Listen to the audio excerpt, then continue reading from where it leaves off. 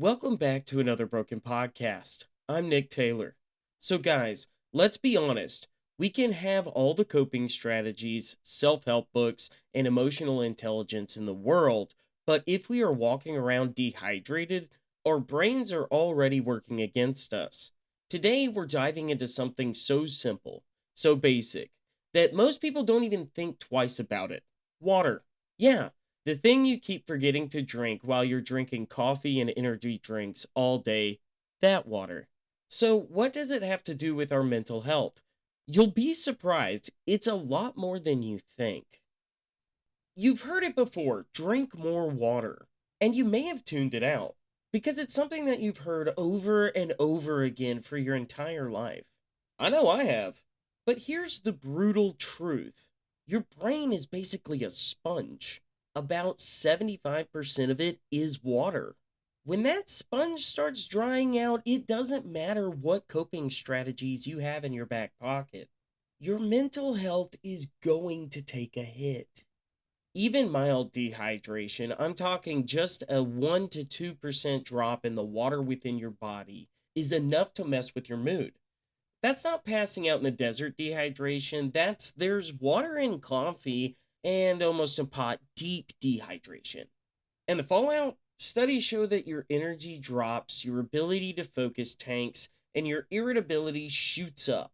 In fact, a Journal of Nutrition study found that young women who were mildly dehydrated reported feeling more fatigue, worse moods, and even higher anxiety levels. Men in the same study, they showed worse working memory and even more tension. Basically, just being a little low on water is enough to hijack your brain chemistry. Think of it this way: skipping water is like expecting your phone to stream 4K video at full brightness with only 5% battery.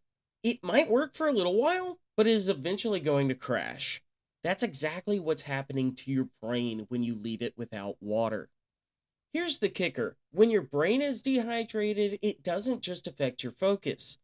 It impacts the production and balance of neurotransmitters, the chemical messengers responsible for your mood: serotonin, dopamine, norepinephrine. The big players in anxiety, depression, and motivation all rely on proper hydration and electrolyte balance to function. Dry brain plus unstable signals equals unstable mood.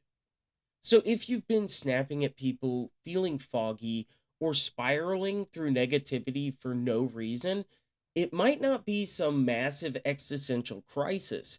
It could just be that your brain sponge needs a refill. Here's where things get wild.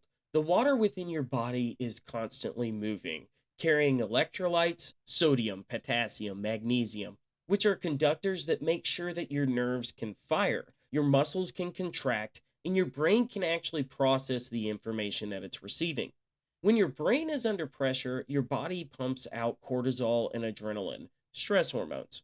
These chemicals can change how your body manages the water that it's holding. They alter kidney function, mess with fluid balance, and even shift how your cells retain water. Stress can cause you to not only sweat out the water and needed electrolytes, but it can also completely derail your body and how it holds water.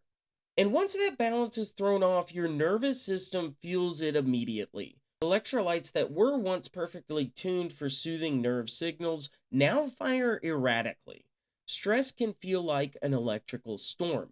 Your heart races, your hands shake, your thoughts spiral. It's not just in your head, it's the chemistry that has been thrown off inside your cells.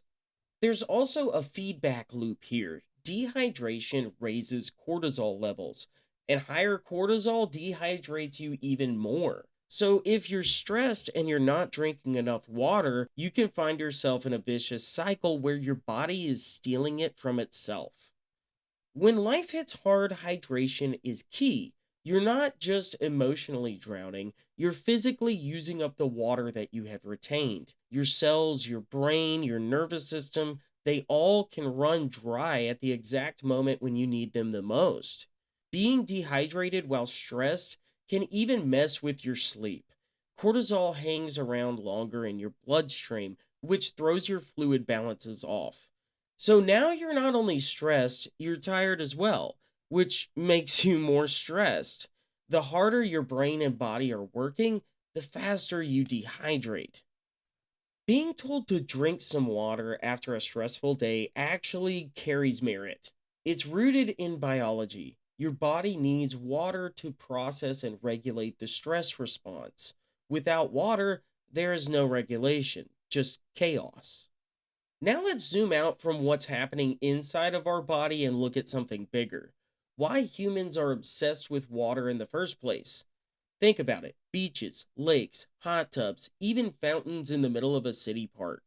People will gather around water like moths to a flame. And it's not just about swimming or cooling off, it's psychological. Marine biologist Wallace J. Nichols coined a term for this: blue mind.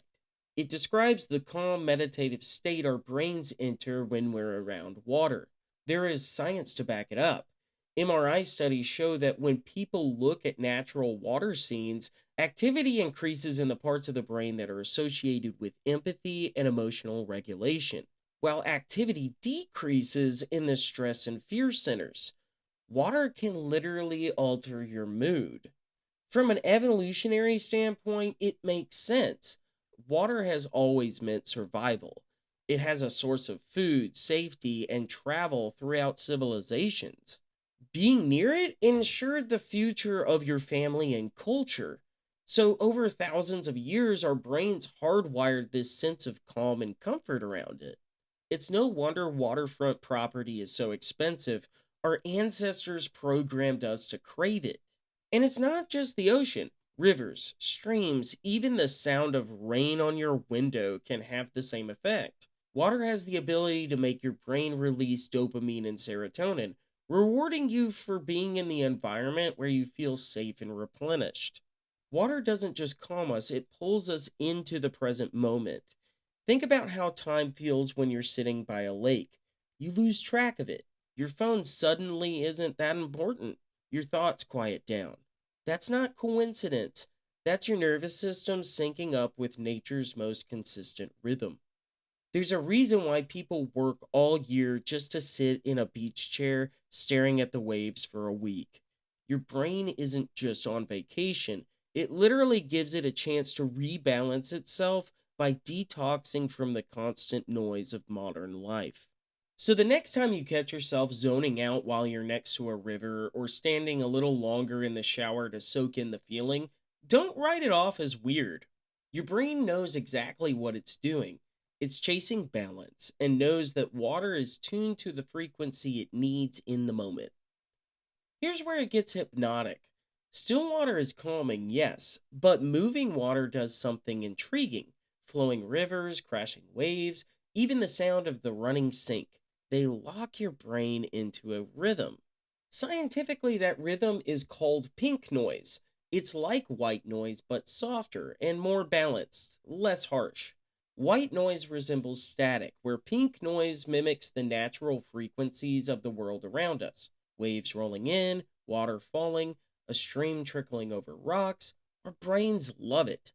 Pink noise helps regulate our nervous system by syncing our brain waves to slower, steadier patterns.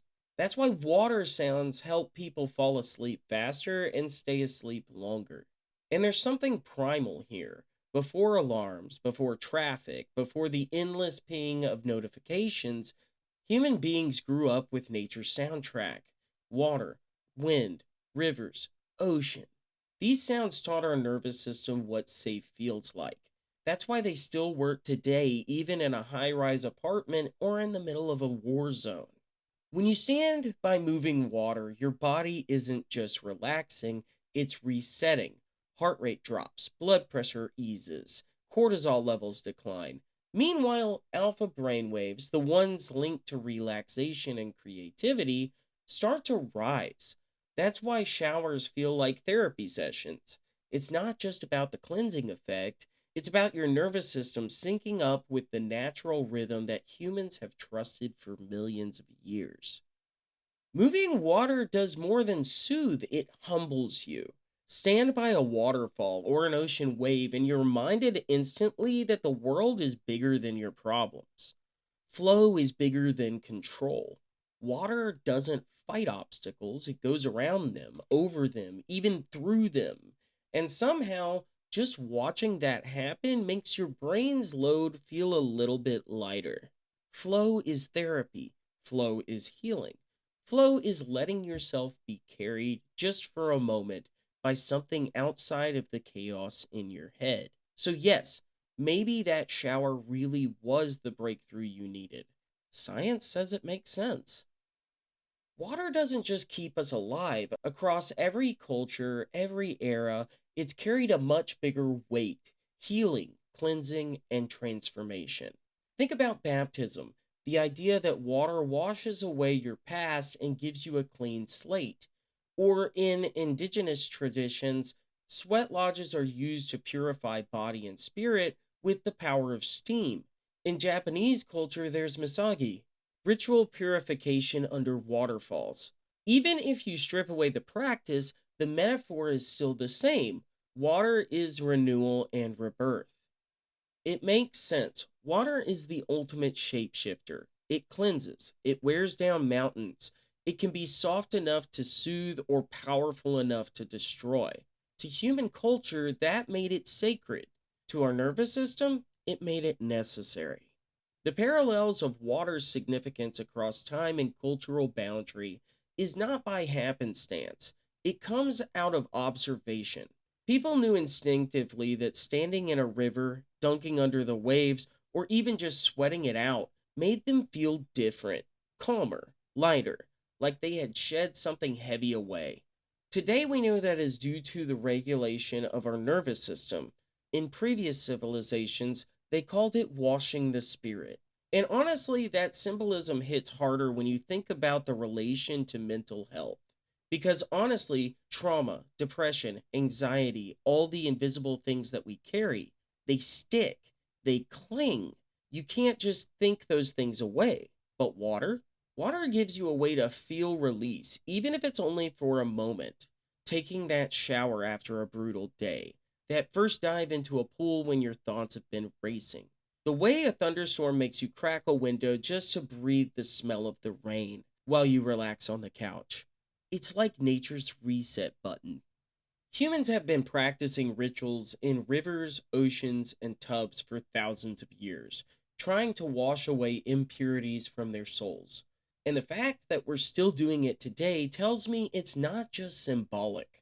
The call to water is deeply wired into us. You don't have to follow a ritual or practice to find water healing.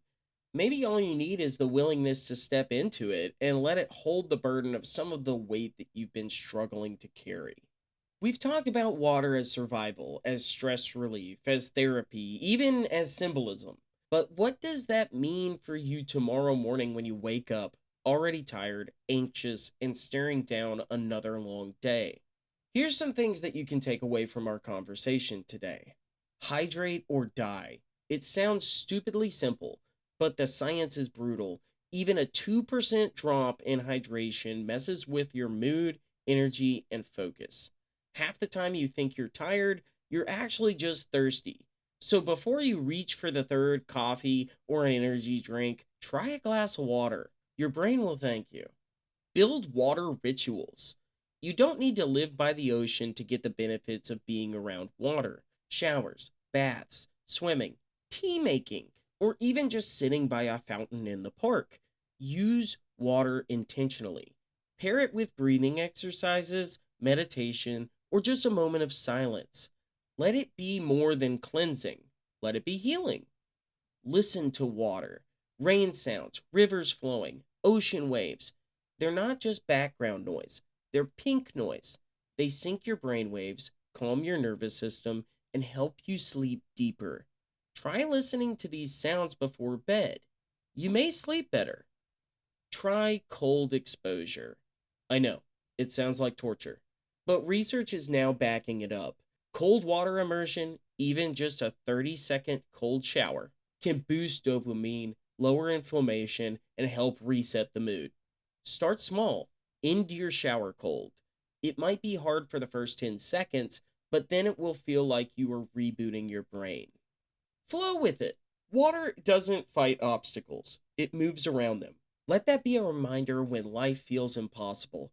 Sometimes the smartest thing you can do isn't to fight harder, it's to let yourself bend, adapt, and keep moving forward. The bottom line, use water. You don't need to overthink it. You don't need to buy anything special. Drink it, sit with it, listen to it, step into it. Because every time you do, you're not just hydrating your body, you're giving your brain, your nerves, and your soul a chance to reset. At the end of the day, hydration isn't just about survival, it's about stability, clarity, and peace. Your brain is about 75% water, and when you neglect it, it dries up and turns toxic. But when you take care of it, when you give it what it needs, it'll reward you. So, this is your reminder, hydrate or die. And once you're hydrated, let the water work its quiet magic on your mental health. Thanks for joining me for today's episode of Another Broken Podcast. If today's message resonated with you, share it with somebody you think might need to hear it. There's a little bit of podcast news that I got before we close out.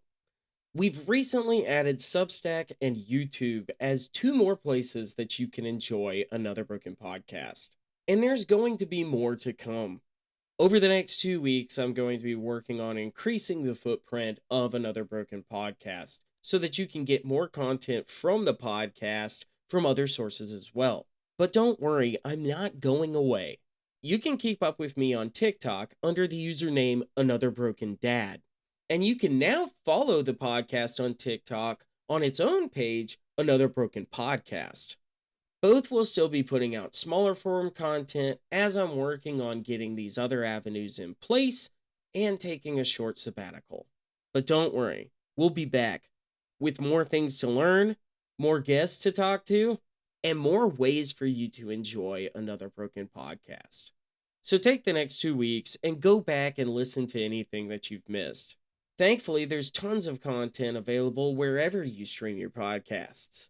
I'm excited at what's to come and can't wait for you guys to join me along the way. But until next time, I'm Nick Taylor. Have a good one, guys.